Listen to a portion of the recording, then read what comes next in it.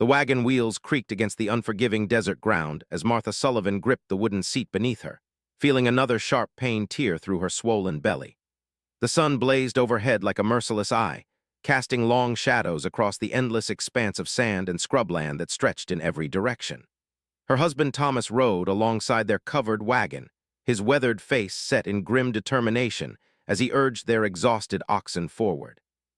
"How much further, Thomas?" Martha called out, her voice barely audible over the constant groaning of the wagon and the whisper of wind across the barren landscape. She pressed both hands against her enormous belly, feeling the bobbies moving restlessly inside her. The midwife back in Independence had warned her that carrying twins would be difficult, but she had never imagined it would be like this. Thomas glanced back at her, and she saw the worry lines etched deep around his eyes. "Can't be much longer now, Martha. The map shows water just ahead. We'll make camp there and rest until the bobbies come." But Martha could feel something changing inside her body. The pains were coming faster now, more intense than anything she had ever experienced. She had given birth twice before to their sons Jacob and Samuel, but this felt different, more urgent, more dangerous. The other families in their wagon train had decided to take the safer, longer route around the desert, but Thomas had been convinced they could save precious weeks by cutting straight across. "We'll beat them to California by a month," he had declared confidently. "Think of the land we'll be able to claim before anyone else arrives." Now, as another contraction seized her body like an iron fist, Martha wondered if his ambition would cost them everything. Their two boys, Jacob aged 8 and Samuel just 6, sat in the back of the wagon among their carefully packed belongings. Everything they owned in the world was crammed into this single vehicle. Furniture that had belonged to Martha's grandmother, tools for farming their new land, precious family photographs wrapped in oilcloth, and the small wooden chest containing their life savings. "Mama, are you hurt?" Samuel's small voice carried genuine concern as he crawled forward to sit near her. His innocent blue eyes reflected the same worry she saw in Thomas's face. "The bobbies are just eager to meet you, sweetheart," Martha managed to say between gritted teeth, forcing a smile she didn't feel. "They want to be born under the big sky instead of in some stuffy house." Jacob, being older, seemed to understand that something wasn't quite right. He had been unusually quiet all morning, watching his mother with the serious expression that made him look far older than his 8 years. "Do you need Papa to stop the wagon?" he asked. Martha was about to reassure him when the most intense pain yet struck her like lightning. She doubled over, gasping, her fingernails digging into the wooden seat. This wasn't the gradual progression she remembered from her previous births. This was urgent and immediate. "Thomas," she called out, her voice sharp with sudden panic. "Thomas, you need to stop now." He turned in his saddle at the alarm in her voice and immediately saw her condition.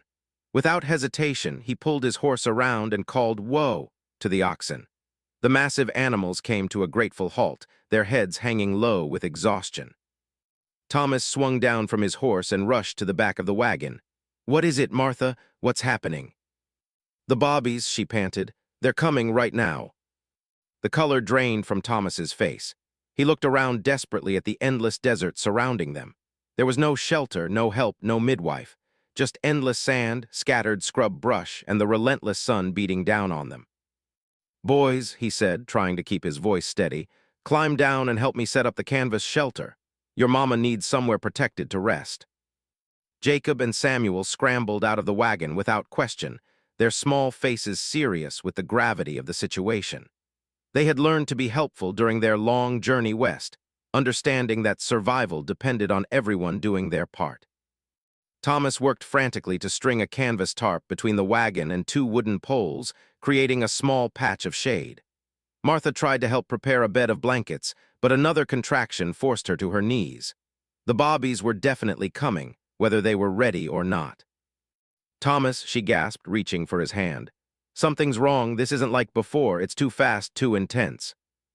He knelt beside her, his calloused hands gentle as they smoothed her damp hair back from her forehead. "You're strong, Martha. You've done this before. We'll get through this together." But even as he spoke the reassuring words, Thomas felt a cold knot of fear forming in his stomach. They were 3 days into the desert crossing, with at least 2 more days before they reached the other side. Their water supply was running dangerously low, and now this emergency had stopped their progress completely.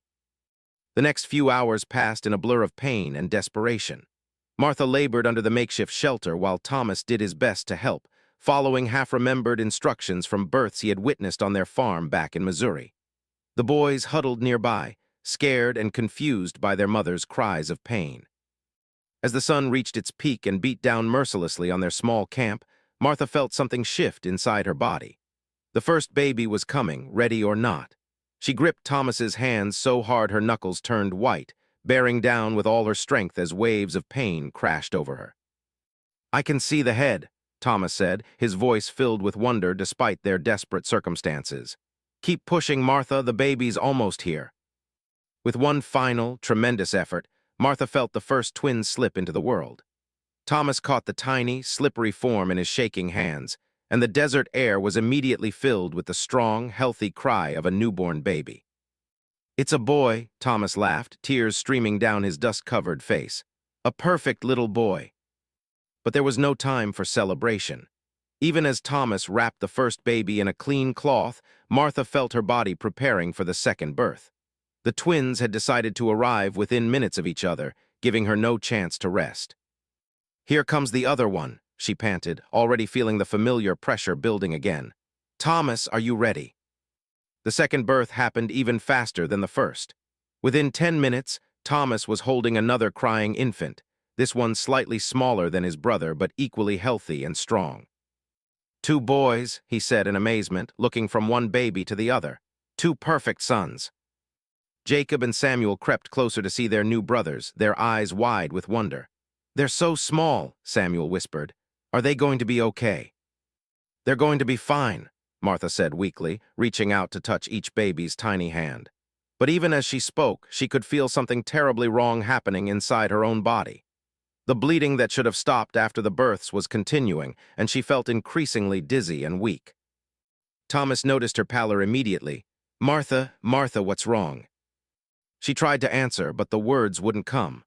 The world seemed to be spinning around her, and she felt herself growing colder despite the desert heat. The effort of delivering the twins had taken everything she had, and her body was failing. "The bleeding won't stop," she managed to whisper. "Thomas, I think something's very wrong." Panic seized Thomas as he realized the gravity of the situation. He knew enough about childbirth to understand that excessive bleeding could be fatal, and they were hundreds of miles from any doctor or midwife who might be able to help. He tried everything he could think of. He elevated her legs, pressed cloths against the bleeding, and forced her to drink small sips of their precious water. But nothing seemed to help. Martha grew weaker and paler with each passing hour, drifting in and out of consciousness as her body fought a battle it seemed destined to lose. As the sun began to sink toward the horizon, painting the desert in brilliant shades of orange and red, Thomas faced the most horrible decision of his life. Martha was dying, and there was nothing he could do to save her. Their water was nearly gone, and the twins needed constant care that he couldn't provide while also managing the older boys and the journey ahead. "Thomas," Martha whispered during one of her lucid moments, "you have to leave me." "No," he said fiercely. "I'm not leaving you. We're going to get through this together." "Look at me," she said, using what little strength she had left to grip his hand. "Look at our sons. They need you to get them to safety. If you stay here with me, we'll all die in this desert." The twins lay beside her, wrapped in blankets and nursing weakly. They were so small, so vulnerable. Without proper care and adequate water, they wouldn't survive more than a day or two in the harsh desert environment. "I can't," Thomas said, tears streaming down his face. "I can't leave you here to die alone." "You're not leaving me to die," Martha said with fierce determination. "You're choosing to save our children. That's what any mother would want." As darkness fell over the desert, Thomas made the agonizing decision that would haunt him for the rest of his life. They would leave at first light, taking only what they could carry and pushing hard for the other side of the desert. Martha was too weak to travel, and staying would mean death for all of them. He spent the night holding her hand and memorizing every detail of her face, trying to burn the image into his memory forever. The twins slept fitfully, and Jacob and Samuel huddled close to their parents, sensing that something terrible was about to happen. When dawn broke across the eastern horizon, painting the sky in shades of pink and gold, Thomas began the hardest task of his life. He gathered supplies for the journey ahead, loaded the boys and the twins into the wagon, and prepared to leave his wife behind in the vast, empty desert. Martha was barely conscious, but she managed to kiss each of her sons goodbye. "Take care of your brothers," she whispered to Jacob and Samuel. "Be good boys for your papa." Thomas leaned down and kissed her one last time. "I love you, Martha Sullivan. I'll love you until my dying day." "Go," she whispered. "Go now before I lose my courage." The wagon pulled away just as the sun cleared the horizon, leaving Martha alone under the canvas shelter with a small supply of water and a loaded rifle in case of wild animals. Thomas didn't look back, knowing that if he did, he would never find the strength to keep going. Behind them, Martha watched the wagon disappear into the shimmering heat waves that already danced across the desert floor. She was alone now, abandoned in one of the most hostile environments on Earth, with death approaching as surely as the rising sun. But she was at peace with Thomas's decision. Her sons would live, and that was all that mattered. She closed her eyes and tried to prepare herself for whatever came next, unaware that her story was far from over. 3 days passed in the desert, and Martha Sullivan drifted between consciousness and fevered dreams. The canvas shelter provided some protection from the blazing sun during the day, but at night the temperature dropped so dramatically that she shivered uncontrollably despite her weakness. The small water supply Thomas had left was nearly gone, rationed sip by careful sip, and she knew that death was approaching with each hour that passed. On the 4th morning, she no longer had the strength to lift her head. The bleeding had finally stopped, but her body was so weakened from blood loss and dehydration that she could barely whisper a prayer for her family's safety. She thought she could hear voices in the distance, but dismissed them as hallucinations brought on by her desperate condition. The voices grew closer, speaking in a language she didn't recognize. Through her fatting consciousness, she heard the sound of horses approaching and the jingle of what might have been jewelry or ornaments. Fear flickered through her mind. Were these the savage Indians that people warned about? Was she about to face a death even worse than slow starvation in the desert? A shadow fell across her face as someone blocked the morning sun. Martha forced her eyes open and found herself looking up at a man unlike anyone she had ever seen before. He was tall and lean, with copper-colored skin and long black hair braided with feathers and small bones. His face was painted with intricate designs in red and yellow, and he wore clothing made of soft leather decorated with elaborate beadwork. Behind him stood 2 other men, similarly dressed and equally imposing. They spoke quietly among themselves in their native tongue, gesturing toward Martha and examining the abandoned campsite. She waited for them to scalp her or worse, having heard countless stories about the brutality of wild Indians. Instead, the first man knelt beside her and gently lifted her head, offering her water from a leather pouch. The liquid was cool and sweet, unlike anything she had ever tasted, and she drank greedily despite her fear. "Easy," the man said in surprisingly clear English, his voice deep and gentle. "Drink slowly or you will make yourself sick." Martha stared at him in shock. Not only was he speaking her language, but he was showing her kindness instead of violence. You speak English?" she managed to whisper. "I learned from missionaries," he replied, continuing to support her head while she drank. "My name is Ayana, which means eternal blossom in my language, but the white men who traded with us called me Joseph. You may use whichever name feels right to you." "Martha," she whispered. "Martha Sullivan, my husband, my children." "We're traveling west," Joseph finished for her. "We saw the tracks of your wagon. They left you here to die." The brutal truth of those words hit Martha like a physical blow. Her own husband had abandoned her in the desert, choosing to save their children rather than stay and die with her. She understood his logic, even agreed with his decision, but the reality of it still felt like a knife through her heart. "He had to," she said weakly. "Our sons, the Bobbies, needed." "You had children recently," Joseph observed, noticing the evidence of her recent delivery. "Twins." "Boys," Martha confirmed, tears sliding down her sunburned cheeks. "2 beautiful little boys. Thomas took them and our older sons to safety. He couldn't save all of us." Joseph studied her face carefully, seeing the pain there that had nothing to do with her physical condition. "Your husband made a choice that many men would not have the courage to make," he said finally. "He chose life over death, even though it meant great suffering for his own heart." The other 2 men approached and spoke rapidly in their native language.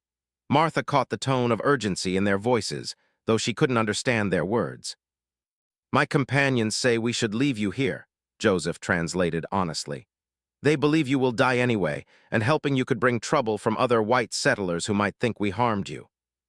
Martha's heart sank. For a brief moment, she had dared to hope that these strangers might help her, but now it seemed she was destined to die alone after all. But I do not agree with them, Joseph continued, his dark eyes meeting hers with surprising warmth. The Great Spirit does not send suffering to us so that we may ignore it. You have been placed in my path for a reason.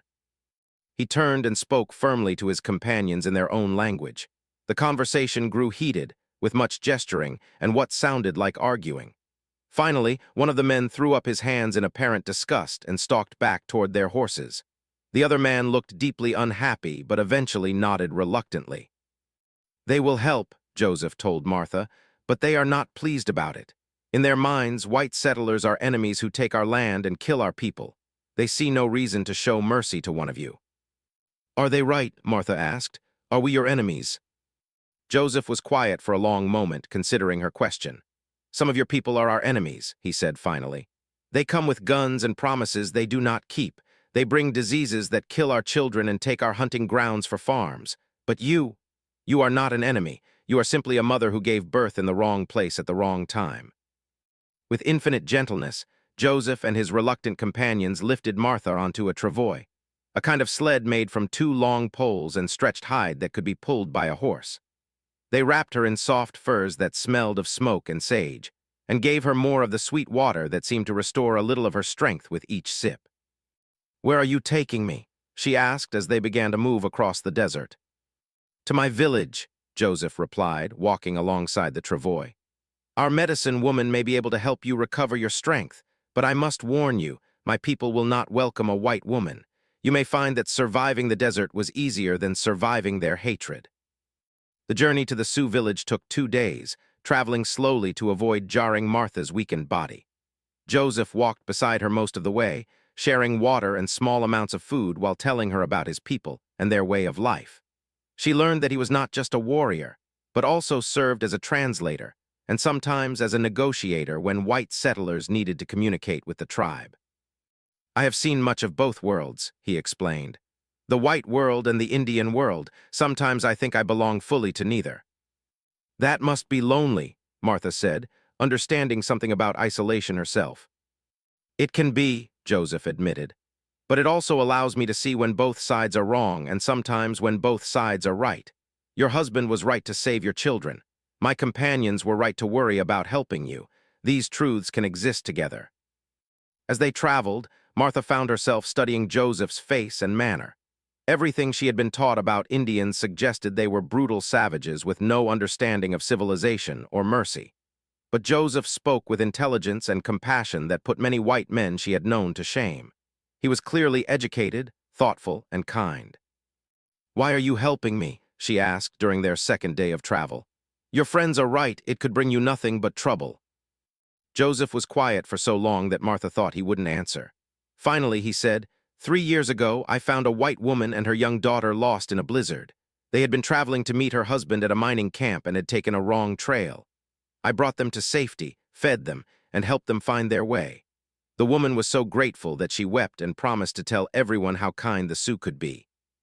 He paused, his jaw tightening with pain.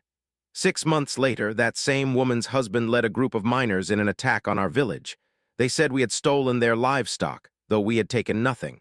7 of our people died, including my younger sister. Martha felt sick at the story. Then why? Because my sister would have helped you too, Joseph said simply. She would have said that one person's evil does not make all people evil. I choose to honor her memory by continuing to show mercy, even when mercy is not returned. On the evening of the second day, they reached the Sioux village, a collection of hide tipis arranged in a large circle along the banks of a small stream. The settlement was larger than Martha had expected, with perhaps 60 or 70 structures and several hundred people. Smoke rose from cooking fires, and she could hear the sounds of children playing and adults going about their daily work. As their small group approached, people began to emerge from their tipis to stare at the strange sight of a white woman being brought into their midst.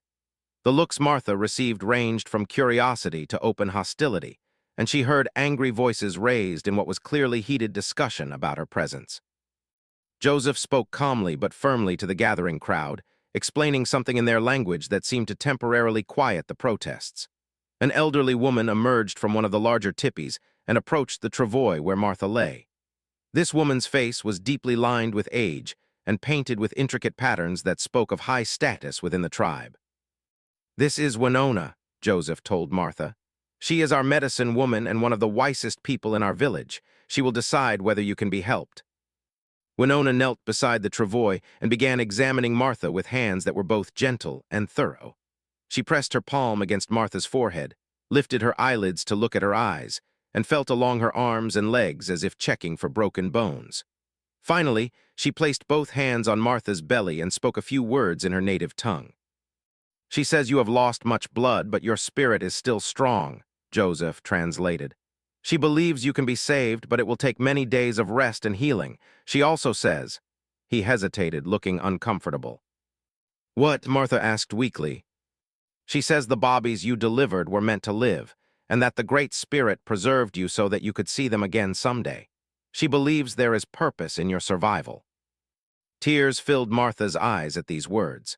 The thought of someday being reunited with her children was the only hope that kept her fighting to live. If this wise woman truly believed such a reunion was possible, then perhaps Martha could find the strength to endure whatever came next. A young woman approached carrying a bowl of what appeared to be soup or broth. She offered it to Martha with obvious reluctance, avoiding eye contact and stepping back quickly once the bowl was handed over. "That is Iana. She shares my English name," Joseph explained. "She lost her husband in a battle with white soldiers 2 years ago. She does not wish to help you, but she will obey Winona's instructions." The soup was unlike anything Martha had ever tasted, rich and nourishing, made from meat and vegetables she couldn't identify. It warmed her from the inside and seemed to restore a little more of her strength with each spoonful. "I know this is difficult for your people," she said to Joseph. "If my presence here causes problems—" "Your presence here has already caused problems," he replied honestly. "But now that you are here, we must decide what to do with you. Winona has declared that you are under her protection, which means the village must care for you until you are strong enough to leave. But where you will go when that time comes, that remains to be seen." As darkness fell over the village, Martha was moved into a small tipi near Winona's dwelling. The medicine woman had insisted that Martha needed shelter and constant care, overruling those who wanted to leave her in the open. The tipi was sparse but clean, with soft furs for bedding and a small fire pit in the center. Winona herself tended to Martha throughout that first night, giving her bitter-tasting medicines and changing the cloths that helped stop what remained of her bleeding. The elderly woman worked with quiet efficiency, occasionally murmuring what sounded like prayers or incantations.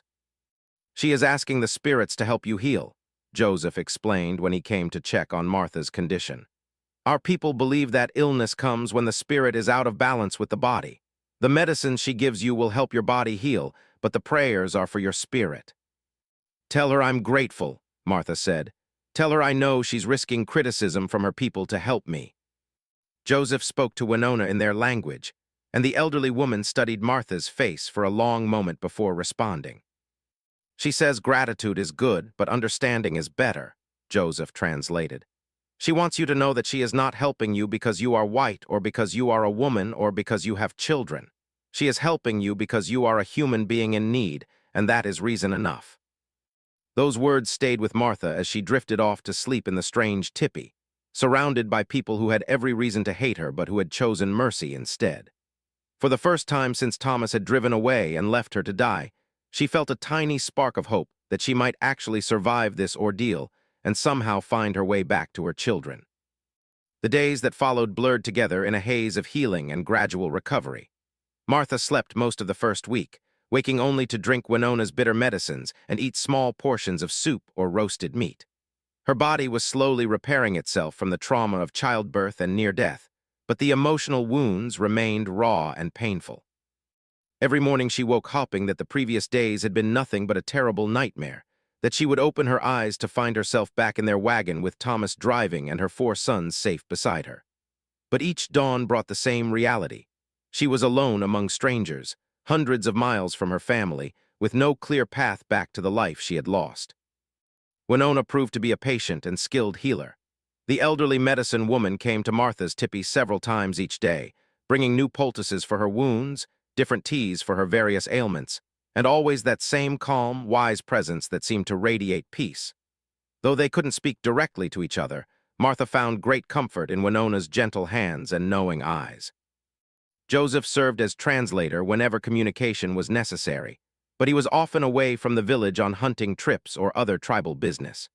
When he was present, he would sit with Martha for short visits, telling her about Sioux customs and beliefs while she told him about her life as a settler's wife. "Where did you come from before you started west?" he asked during one of these conversations, settling cross-legged on the ground beside her sleeping furs. "Missouri," Martha replied, surprising herself with how distant and dreamlike that life now seemed. "Thomas and I had a farm there, a good farm with rich soil and a creek running through it. We grew corn and wheat, raised some cattle and pigs. The boys helped with chores and went to the little schoolhouse in town." "It sounds peaceful," Joseph observed. "Why did you leave such a place?" Martha was quiet for a moment, trying to remember Thomas's reasoning clearly. "There were problems," she said finally. "Bad weather destroyed 2 years of crops in a row. We owed money to the bank, and Thomas was afraid we'd lose the farm entirely. He heard about free land in California, good land where a man could start over and build something better for his children." "And you agreed to this plan?" "I trusted Thomas," Martha said simply. "He was a good man, a hard worker. If he said California would give our sons a better future, then I believed him."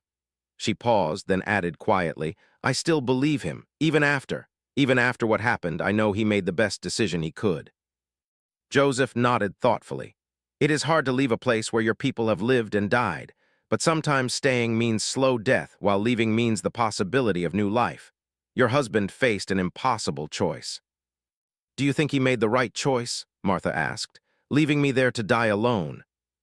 "I think he made the only choice he could live with," Joseph replied carefully.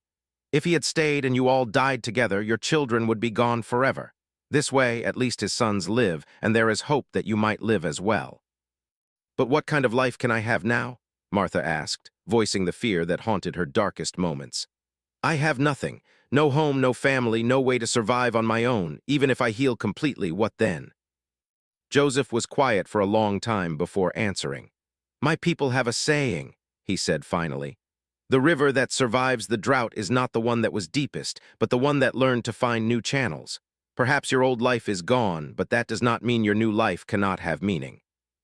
As Martha grew stronger, she began to venture outside her tipi for short periods. The village children were intensely curious about her, following her at a safe distance and whispering among themselves. Some of the adults remained openly hostile, turning away when she approached and making it clear that she was not welcome in their space. But others showed cautious acceptance, particularly some of the women who seemed to understand the universal pain of separation from one's children. One woman in particular, called Nahimana, began to visit Martha regularly. She was perhaps 40 years old, with graying hair and intelligent eyes that held deep sadness. She spoke no English, but she brought Martha small gifts: a shell comb for her tangled hair, a pair of soft moccasins to replace her worn boots, a beautiful beaded necklace that had clearly taken many hours to create. "Nehemana lost her daughter last winter," Joseph explained when Martha asked about the woman's kindness. "The girl was about 15 years old, just reaching the age when she would have married and started her own family. Nehemana sees something in you that reminds her of her lost child." "What happened to her daughter?" "Smallpox," Joseph said grimly. "Brought by white traders who came through our territory. The disease killed 17 people before it ran its course. Nehemana held her daughter as she died, just as you held your newborn sons as they were born. She understands the pain of loving someone you cannot protect." This knowledge made Nehemana's gifts even more precious to Martha. Here was a woman who had lost her child to diseases brought by white settlers, yet she chose to show kindness to a white woman in need. The depth of that mercy was almost overwhelming. As the weeks passed, Martha learned more about the daily life of the Sioux village. She watched the women working together to tan hides, prepare food, and care for children. She observed the men returning from hunting trips with deer and buffalo that would feed the entire community. She saw how decisions were made through long discussions involving many voices, rather than by the authority of a single leader. "Your people live differently than mine do," she told Joseph one evening as they sat outside her tipi watching the sunset paint the sky in brilliant colors. "How so?" he asked. "In our towns, each family takes care of itself," Martha explained. "We help our neighbors when there's trouble, but mostly we live separate lives in separate houses. Here, everyone seems to be caring for everyone else." "That is because we understand that no person survives alone," Joseph replied. "The hunter who brings meat shares it with the widow who cannot hunt. The woman who gathers healing plants shares them with the warrior who is wounded. The elder who holds wisdom shares it with the young person who has much to learn. When everyone gives what they can and takes only what they need, the whole community becomes strong." "But what about people who don't contribute?" Martha asked. "What about those who are too sick or too old or too lazy to help?" Joseph looked surprised by the question. "There are no such people," he said. "The sick person contributes by accepting care gracefully and by sharing their experience of illness with others. The old person contributes by sharing wisdom and by serving as a connection to our ancestors. Even children contribute by bringing joy and by carrying our hopes for the future." "And the lazy?" "Laziness is a sickness of the spirit," Joseph explained. "When someone shows no interest in contributing to their community, we look for the cause of their spiritual illness. Usually we find that they are suffering in some way that prevents them from seeing their own value. Once that suffering is healed, the laziness disappears." Martha thought about this perspective as she continued to recover. In the white settlements she had known, there were always people who were dismissed as worthless. Drunks, beggars, unmarried mothers, men who couldn't hold steady work. But here, even she, a stranger and potential enemy, was being cared for and valued simply because she was a human being in need. As her strength returned, Martha began to contribute to the village work in small ways. She helped the women prepare food, learning to identify edible plants and roots that grew in the surrounding desert. She assisted with simple sewing tasks, though her techniques were clumsy compared to the intricate beadwork and hide stitching of the Sioux women. She even helped tend some of the smaller children when their mothers were busy with other tasks. "You are becoming one of us," Nehemiah said to her one day, speaking in careful English that she had been learning from Joseph. The words were halting and heavily accented, but the meaning was clear. "I don't know if I belong here," Martha replied honestly. "My skin is the wrong color, my customs are different, my language sounds strange to your ears. How can I become one of you?" Nehemiah smiled and touched Martha's hand gently. "Skin is just the outside," she said, struggling with the English words. "Heart is, what matters, your heart is good heart. Good heart belongs everywhere." That evening, Joseph brought news that would change everything. He had been away for 3 days, traveling to a trading post where white settlers and Indians sometimes met to exchange goods. What he had learned there filled Martha with both hope and terror. "I asked about wagon trains that had passed through recently," he told her as they sat by the small fire in her tipi. "There was a man there, a trader who keeps track of such things for business purposes. He remembered a wagon with a man and 4 children passing through about 6 weeks ago." Martha's heart leaped. "Thomas and the boys, are they safe?" "The trader believes so," Joseph said carefully. "But Martha, there is something else. The man was asking about you." "About me?" He told the trader that his wife had died in the desert, but that he wanted to send someone back to bury her properly if it was possible. He felt great shame about leaving you there, even though he knew it was necessary for the children's survival. Tears streamed down Martha's face as she absorbed this information. Thomas thought she was dead. Of course he did. How could he have imagined that anyone would find her in time, or that anyone would care enough to help her? He was carrying the guilt of abandoning her, believing that her body was still lying under that canvas shelter hundreds of miles away. "There is more," Joseph continued gently. "The trader said the man planned to settle near Sacramento, where his brother has land. He said he would send word back along the trail about where he could be found, in case anyone had news of his wife's fate." "So he might still be looking for news of me." "It is possible," Joseph said. "But Martha, you must understand, even if we could get word to your husband that you live, there is no guarantee that he could come for you or that you could travel to him. The distance is enormous and the dangers are real." Martha understood the challenges, but for the first time since giving birth in the desert, she felt genuine hope burning in her chest. Her family was alive. Thomas was racked with guilt about leaving her, which meant he still loved her. And they had settled somewhere with a fixed location, which meant they could potentially be found. "Is there any way to send a message?" she asked. "Any way to let him know that I'm alive?" Joseph was quiet for a long moment. "There might be," he said finally, "but it would require a great deal of trust, both from you and from my people, and there would be no guarantee of success." "Tell me," Martha said urgently. "Whatever it takes, I'll do it." "In 2 months, when the winter weather eases, several men from our village will travel west to trade with tribes near the California territories," Joseph explained.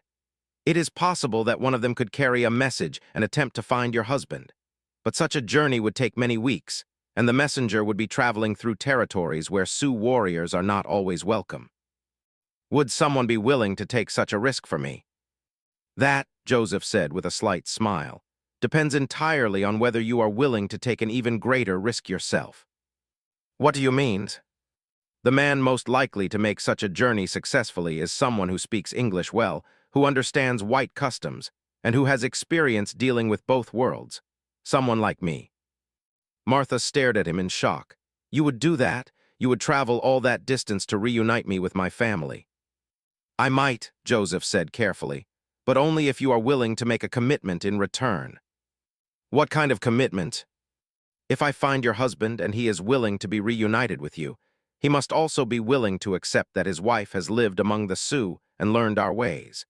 He must understand that you have received kindness from people he may consider enemies, and that you will not allow him or anyone else to speak badly of those who saved your life." Martha nodded immediately. "Of course, Thomas will understand."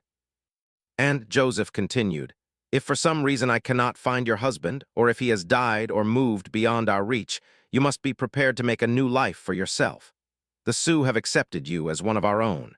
You would always have a place here, but you would need to commit fully to our way of life." The weight of this decision settled over Martha like a heavy blanket. Joseph was offering her the chance to reunite with her family, but he was also asking her to make peace with the possibility that such a reunion might never happen. Could she build a life among these people who had shown her such unexpected mercy? Could she let go of her old identity as Thomas Sullivan's wife and become something entirely new? "How long do I have to decide?" she asked. "The winter snows will start soon," Joseph replied. "We have perhaps 3 or 4 months before travel becomes possible again. Use that time to learn our language, our customs, our ways of thinking.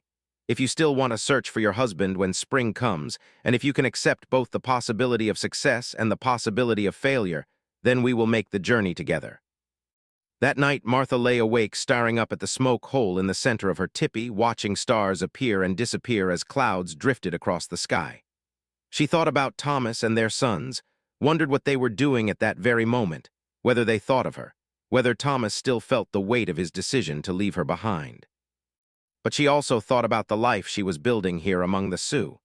In the past weeks, she had learned to see the world through different eyes, to understand that strength could come from community rather than individual struggle, that wisdom could be found in unexpected places, that mercy was a choice available even to those who had been wronged. Winter was coming, and with it would come long months of cold and darkness when travel was impossible. But it would also bring time, time to heal completely, time to learn, time to decide what kind of future she wanted to build from the ashes of her old life. For the first time since her children were born, Martha felt something approaching peace. She had survived the unsurvivable, found kindness among strangers, and discovered strength she hadn't known she possessed. Whatever came next, she would face it with wisdom hard-won and hope carefully tended.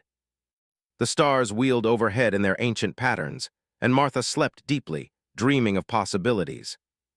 Winter arrived early that year, bringing with it fierce snowstorms and temperatures so cold that the stream near the village froze solid. Martha had never experienced a winter quite like this. In Missouri, there had been cold weather, certainly, but nothing like the bone-deep chill that seemed to penetrate every corner of the tipi despite the constant fire. But if the weather was harsher than anything she had known, the warmth of community life more than made up for it. During the long, dark months when outdoor work was impossible, the Sioux spent their time in shared activities that brought people together. Stories were told around fires that lasted long into the night, intricate craftwork was completed, and children learned the history and customs of their people.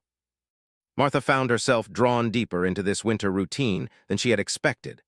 Nehemana took particular responsibility for teaching her the complex beadwork that decorated clothing and ceremonial objects. The older woman's patience seemed infinite as Martha struggled with patterns that required both artistic skill and deep cultural knowledge. Each design has meaning, Nehemana explained in her slowly improving English as they worked together one snowy afternoon. This pattern tells story of water finding way to sea. This one shows how eagle teaches young to fly, not just pretty pictures, are, how you say, history that women carry. Martha studied the intricate geometric patterns with new respect. In the white settlements she had known, decoration was mostly about beauty or showing wealth. But here, every stitch carried meaning, every color choice reflected understanding of the natural world and the spiritual beliefs of the people. "What story should I tell with my beadwork?" Martha asked, holding up the simple bracelet she was attempting to create. Nehemana considered this question seriously. "Tell story of woman who traveled far from home and found new family," she suggested. "Show journey through dark place to place of healing. Very important story, gives hope to others who suffer." As the weeks passed, Martha also began learning the Sioux language from Joseph and others in the village. The sounds were unlike anything in English, requiring her to use her throat and tongue in entirely new ways. But gradually, she began to understand conversations around her and even to contribute simple phrases to discussions. The children of the village became her most patient teachers, giggling at her pronunciation mistakes, but always encouraging her to try again. They seemed to delight in the novelty of an adult who was learning their language from the beginning, and they made up games that helped her practice new words and phrases. "Ine," little Takoda would say, pointing to his mother across the tipi. "Eight," pointing to his father. "Winyan," pointing to Martha herself. Woman, she was learning not just words, but her place in the web of relationships that defined the village. One particularly cold evening, as wind howled around the tipi and snow piled against the walls, Winona invited Martha to participate in a women's ceremony she had never witnessed before. The elderly medicine woman had been teaching Martha about healing plants and spiritual practices, but this was different, more formal and sacred. "Tonight we make ceremony for women who have lost children," Joseph explained, as he helped Martha understand what was being asked of her. "Winona believes you need to properly grieve for the sons you lost before you can fully heal and move forward." Martha felt a sharp pain in her chest at these words. She had been so focused on physical healing and learning new ways of living that she had pushed aside her grief for the twin boys she had held so briefly before Thomas took them away. She wasn't sure she was ready to face that pain directly. "I don't know if I can," she admitted to Joseph. "Every time I think about them, about holding them and then watching them disappear into the desert, it feels like my heart is being torn out of my chest." "That is exactly why the ceremony is needed," Joseph replied gently. "Grief that is not properly honored becomes poison in the spirit. It prevents new growth, new love, new hope. Winona has seen this many times." The ceremony took place in Winona's tipi, with 7 or 8 women participating. Each woman brought something that represented her loss: a small moccasin for a child who had died, a braid of hair from a daughter taken by sickness, a piece of clothing that belonged to a son killed in battle. Martha brought the small cloth that had briefly wrapped one of her newborn sons, the only physical reminder she had of their existence. She clutched it tightly as the women formed a circle around a fire built with special herbs that filled the air with sweet, cleansing smoke. Winona began the ceremony by speaking in Sioux, her voice rising and falling in what sounded like a prayer or chant. The other women joined in, their voices creating a haunting harmony that seemed to echo the pain of loss while also offering comfort and hope. When it came time for each woman to speak about her loss, Martha found herself crying freely for the first time since leaving the desert. She told the circle about her twin sons, about the brief moments of joy when they were born, about the terrible necessity of letting them go, about the dreams she had for their future that would now never come to pass. "I held them for such a short time," she said, her words broken by sobs. "I barely got to look at their faces, to count their fingers and toes, to whisper that I loved them. And now they're growing up without me, learning to walk and talk and becoming little boys I'll never know." The other women listened with deep understanding, many of them crying along with her. When she finished speaking, each woman in the circle came to her and shared a brief touch, a hand on her shoulder, a gentle embrace, a kiss on her forehead. No words were spoken, but the message was clear. Your grief is real, your loss matters, and you are not alone in your pain. Near the end of the ceremony, Winona took the cloth that Martha had brought and placed it in a special basket, along with items from the other women. Then she spoke words that Joseph later translated for Martha. She said that your sons live in two places now, he explained. They live in the physical world with your husband, where they need food and shelter and protection. But they also live in the spirit world that exists in your heart, where they will always be the Bobbies you held and loved. The ceremony helps you understand that both of these truths can exist together. As winter deepened, Martha found herself thinking often about this idea. She began to feel a different kind of connection to her children, not the desperate, grasping need to be physically reunited that had driven her in the early weeks of her recovery, but a quieter, deeper understanding that love could exist across any distance. This shift in perspective affected her approach to the decision she would need to make in the spring. She still wanted to search for Thomas and her sons, but the urgency had transformed into something more patient and wise. If the search succeeded, she would be grateful. If it failed, she now knew she could build a meaningful life among the Sioux. Joseph noticed the change in her during one of their evening conversations. "You seem more at peace," he observed, "less like a caged bird beating its wings against the bars." "I think I'm learning to understand the difference between love and desperation," Martha replied thoughtfully.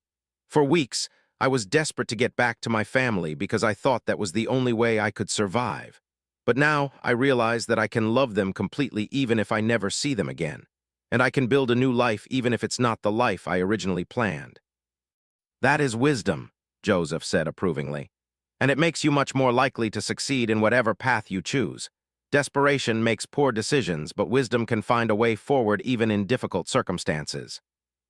As the coldest part of winter settled over the village, Martha made another important discovery. She was pregnant again. The realization came gradually, a familiar feeling of nausea in the mornings, an unusual fatigue that even rest couldn't cure, a subtle change in her body that she recognized from her previous pregnancies. But this pregnancy was different in ways that went beyond the physical symptoms. She was carrying Thomas's child, conceived during their last night together before the twins were born. Somewhere inside her, a part of her husband was still growing, still becoming. The baby would be born among the Sioux, raised in a world completely different from the one Thomas had envisioned for his children. "What will you do?" Joseph asked when she shared the news with him. His face was carefully neutral, but she could see the concern in his eyes. "I don't know," Martha admitted. "If I travel to search for Thomas, the journey could harm the baby. But if I stay here and have the child among your people, what kind of life can I offer a child who belongs fully to neither world?" "Perhaps," Joseph suggested, "you are thinking about this problem in the wrong way." "What do you mean?" "You keep thinking about belonging to one world or another, as if a person must choose a single identity and stick to it forever. But look at me. I belong to the Sioux world and I also belong to the white world. I speak both languages, understand both ways of thinking, can find my place in either community. Perhaps your child would have the same gift." This idea intrigued Martha more than she had expected. She thought about the children in the village, how easily they seemed to adapt to new situations, how quickly they had accepted her despite her obvious differences. Perhaps a child raised among the Sioux but carrying the blood of both worlds would grow up with unusual wisdom and strength. "There is something else to consider," Joseph added carefully. "If you decide to search for your husband, I would not be able to make the journey. Traveling such a distance with a pregnant woman would be too dangerous, and I would not risk your life or the life of your unborn child." Martha felt a stab of disappointment at these words, but she understood his reasoning. "So if I choose to search, I would have to wait until after the baby is born." "At least a year, probably longer," Joseph confirmed. "You would need time to recover from childbirth, and the baby would need to be old enough to either travel safely or to be left in the care of others." That night, Martha sat alone in her tipi, one hand resting on her still flat belly as she tried to imagine the future. This unexpected pregnancy had changed everything, adding new complexity to an already difficult decision. If she stayed among the Sioux and had the baby here, she would be committing to at least another year of life in the village. By the time the child was old enough for her to travel, Thomas might have given up hope of ever hearing news about her fate. He might have remarried, started a new family, moved to some location where he could never be found. But if she tried to search for him before the baby was born, she would be risking not only her own life, but the life of the innocent child she carried. And even if the journey was successful, Thomas might not understand how she had survived or why she had lived among Indians for so long. As she pondered these difficult choices, Martha realized that she had learned something important during her months among the Sioux. Some decisions couldn't be made purely through logic or planning. Sometimes you had to trust that the right path would reveal itself when the time came. For now, she would focus on the immediate tasks, continuing to learn the language and customs of her adopted people, contributing to the village community, and preparing her body and spirit for the birth of another child. When spring arrived and travel became possible again, she would see what opportunities presented themselves. The baby growing inside her was a bridge between worlds, just as she was becoming a bridge between worlds. Perhaps that was the role she was meant to play, not to choose between her old life and her new life, but to find a way to honor both. Outside her tipi, the wind continued to howl across the frozen landscape, but inside, warmed by the fire and surrounded by the quiet sounds of village life, Martha felt a deep sense of possibility. Whatever came next, she would face it with courage earned through suffering and wisdom learned through unlikely friendship. The child in her womb stirred slightly, as if responding to her thoughts. Soon there would be another life to consider, another future to protect. And Martha found herself looking forward to meeting this new person who would be born into a world where love could cross any boundary and belonging could be found in the most unexpected places. Spring arrived with sudden warmth that melted the accumulated snow into rushing streams and turned the desert into an unexpected garden of wildflowers. Martha's pregnancy was now clearly visible, and she moved through the village with the careful grace of a woman carrying precious cargo. The baby was due in late summer, and she had finally made her decision about what to do. She would stay among the Sioux until the child was born and old enough to be safely left with others. Then, if the opportunity arose, she would attempt to search for Thomas and her sons. But she would no longer define her life by the success or failure of that search. She had found a home among people who valued her, work that gave her purpose, and the possibility of raising her child in a community that would love and protect him or her regardless of the circumstances of birth. Joseph had been surprised by her decision, but also pleased. "You have learned to think like one of our people," he told her as they walked together beside the swollen creek one warm morning. "You understand that the future cannot be controlled, only prepared for." "I've learned that fighting against what is only causes more suffering," Martha replied, pausing to rest on a fallen log. The baby was active today, making her feel slightly breathless. "For months, I tortured myself with thoughts of what should have happened, what might have happened, what I desperately wanted to happen. But all of that energy was wasted. The only real question is what I choose to do with what actually is." "And what do you choose?" Martha smiled, placing both hands on her rounded belly. "I choose to raise this child with the best of both worlds. They'll know the Sioux ways of thinking about community and nature and spirit. But they'll also know their white heritage and the story of their father's courage in saving his other children. And when they're old enough to understand, I'll let them decide what kind of life they want to build." As her pregnancy progressed, Martha found herself taking on new roles within the village community. Her experience with childbirth and child-rearing made her a valuable helper to other women who were expecting babies. Her growing fluency in the Sioux language allowed her to serve as a bridge between Winona and some of the younger women who were sometimes intimidated by the medicine woman's stern wisdom. She also discovered that her knowledge of white customs and thinking could be useful in unexpected ways. When traders arrived at the village to negotiate for furs and crafted goods, Martha was able to help interpret not just language but cultural expectations and business practices that differed significantly between the two groups. "You have become what I am," Joseph observed after she successfully helped resolve a dispute between a white trader and several village men. "A person who can walk in both worlds." "Is that good or bad?" Martha asked, genuinely curious about his perspective. "It is necessary," Joseph replied. "Our worlds are touching each other more and more as white settlers move west. There will always be conflict and misunderstanding unless there are people who can translate not just words but ways of thinking." One afternoon in late summer, as Martha rested in the shade while Nehemana and other women prepared for the evening meal, A young warrior named Chaitin came racing into the village on a lathered horse. He had been scouting to the east and brought news that would change everything. "White soldiers," he announced breathlessly to the gathered crowd. "2 days' ride from here, moving this direction, many soldiers with weapons and supply wagons." The mood in the village shifted immediately from peaceful domesticity to tense alertness. Joseph questioned Chaitin carefully about what he had seen, translating the conversation for Martha as it progressed. 40 or 50 soldiers, Joseph told her grimly, led by an officer who has been asking questions about missing white settlers.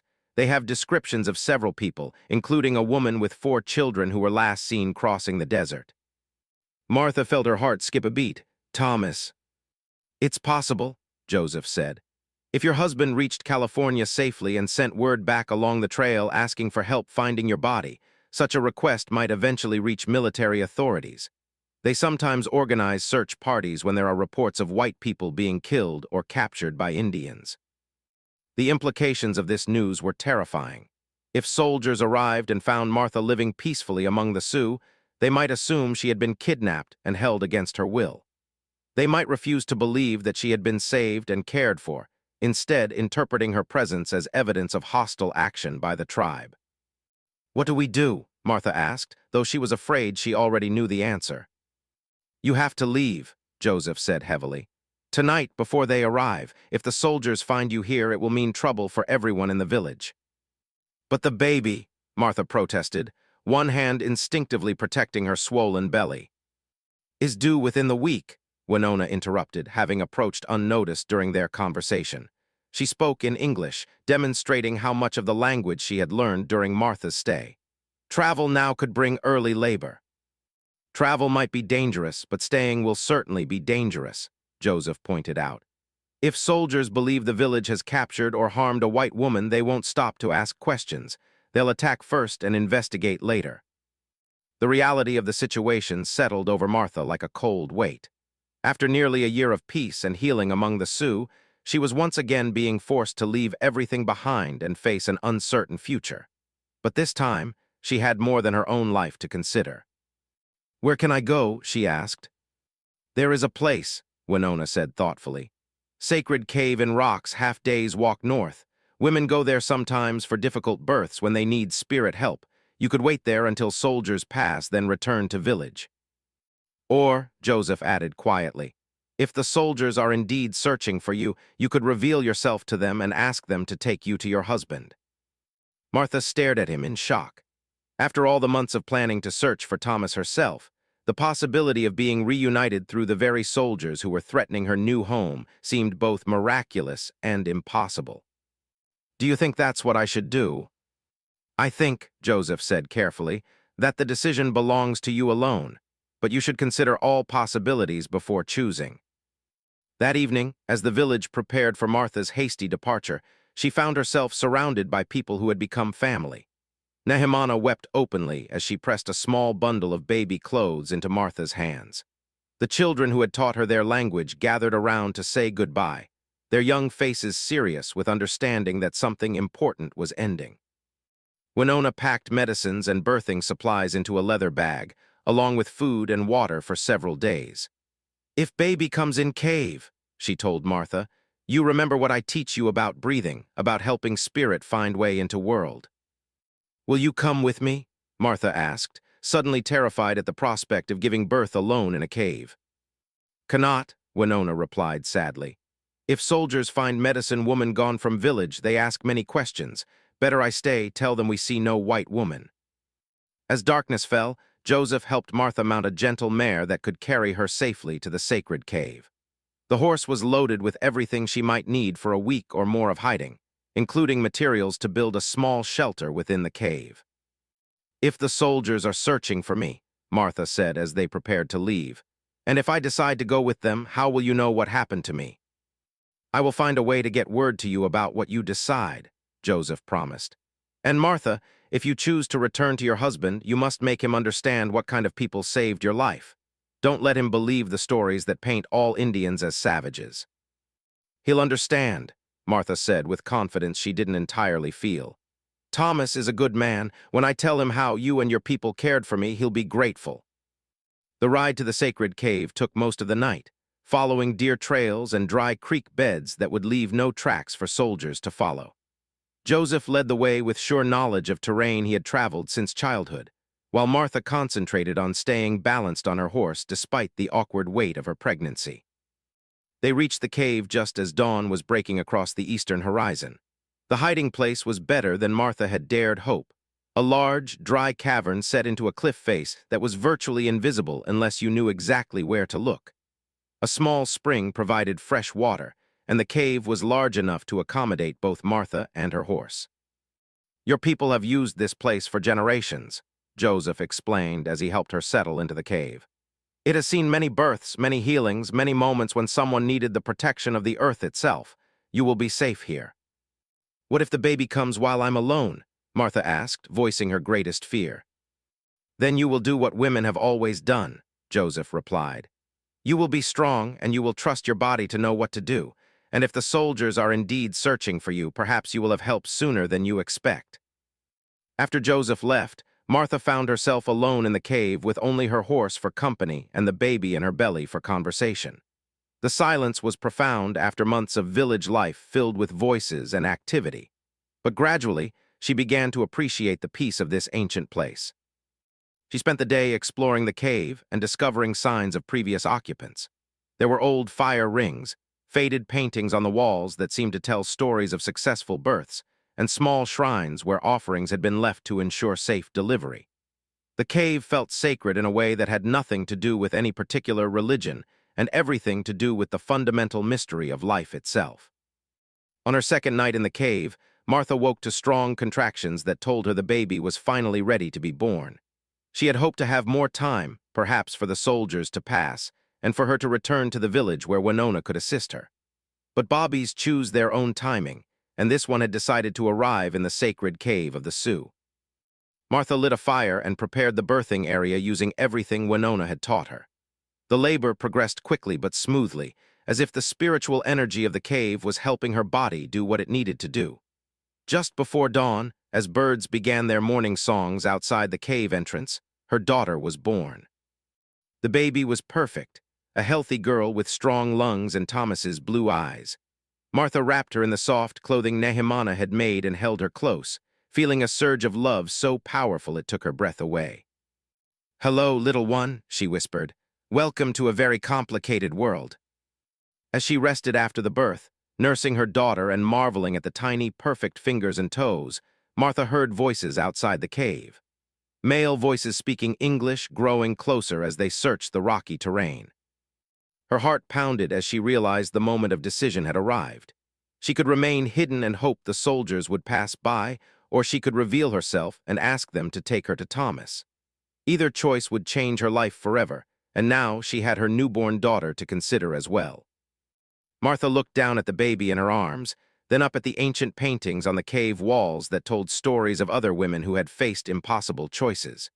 She thought about Thomas and her sons, about Joseph and Winona, and all the Sioux people who had become family to her, about the bridge she had learned to build between two very different worlds. Taking a deep breath, she made her decision and called out toward the approaching voices. "Hello, is someone there? I need help." The voices stopped, then came rushing toward the cave entrance. Within moments, Martha found herself face to face with soldiers who stared in amazement at the white woman with a newborn baby emerging from what they had assumed was an empty cave. "Ma'am," the officer in charge said, removing his hat respectfully, "are you Martha Sullivan?